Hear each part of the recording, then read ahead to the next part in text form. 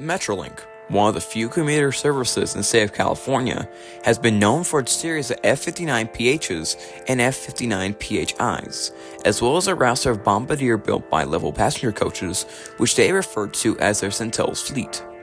Starting in 2010 up until 2013, Metrolink would acquire 137 new cars, 80 coaches, and 57 cab cars, as the next generation of coaches added to their fleet built by Hyundai wrote them, called the Guardian Fleet. These cars would then be used in their daily commuter operations. But how would they stand up to the ultimate when a collision with a vehicle? This question would unfortunately be answered in perhaps the worst way possible.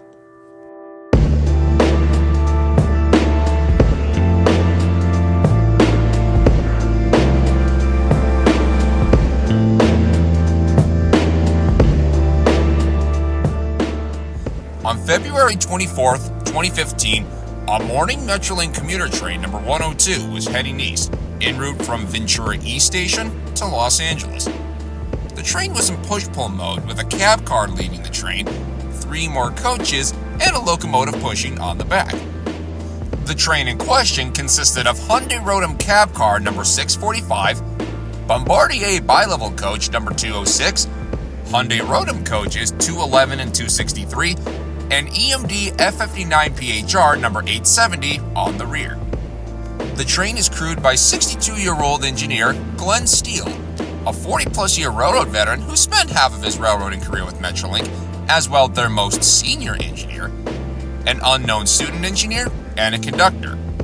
A total of 51 passengers were on board for the ride, bound for LA.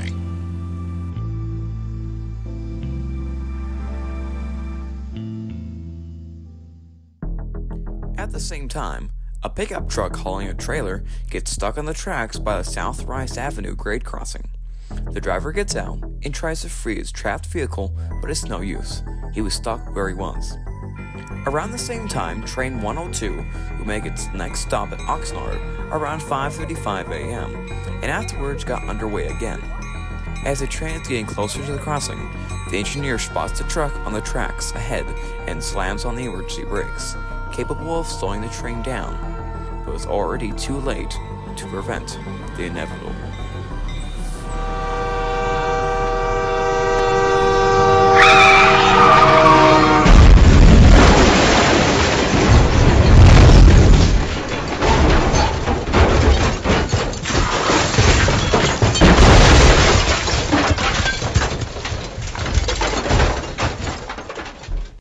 The train strikes the pickup at 5:44 a.m.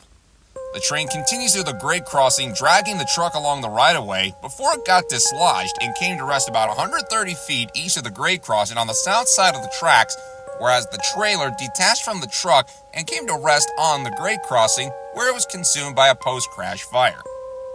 All 4 passenger cars derailed, and 3 of them rolled over onto their sides. 870 at the back did not derail and sustained only minor damage. Approximately 33 people, including all 3 crew members, were injured. However, the engineer would later pass away from his injuries at the hospital on March 3rd. Immediately following the accident, service through the site was suspended, with Metrolink passengers being bused between Camacho, Oxnard, and East Ventura stations. Amtrak Pacific Surfliner service between Los Angeles and Goleta that uses the same track was also canceled. Now, what could have possibly happened to even cause this? Turns out this accident would be a bit more than just another driver's vehicle stalling at the crossing at the wrong time. As mentioned before, the pickup got stuck on the tracks before the train hit it.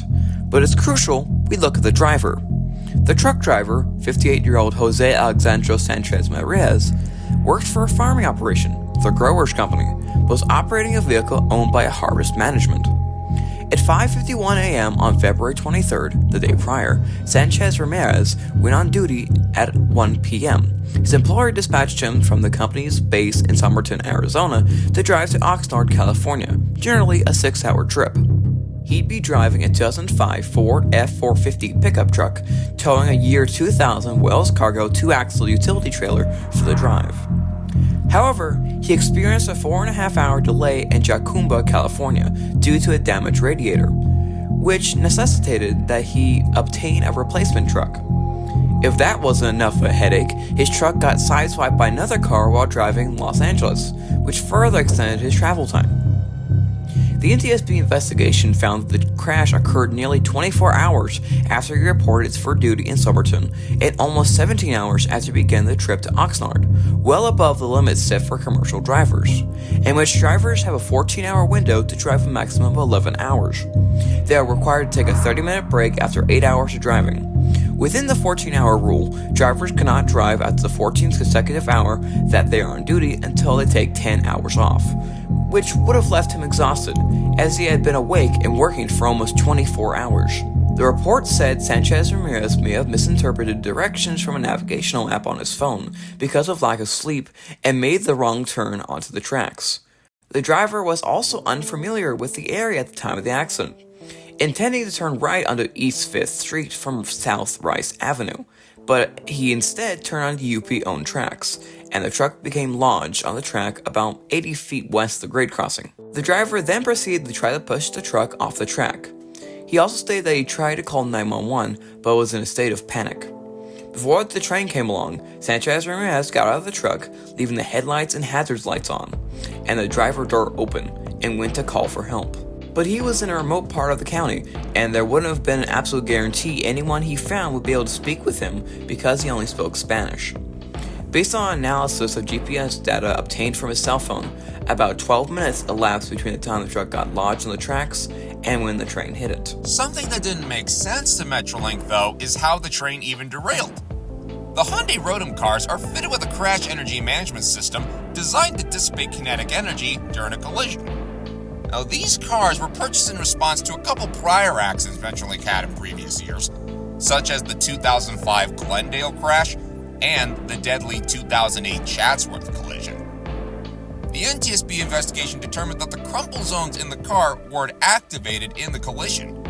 Not only that, but also welds on the train's pilot assembly or plow were found to have failed and detached from the leading cab car during the initial impact, though no markings or damage would suggest that the pilot assembly itself directly interfered with the axles of the train and caused the derailment.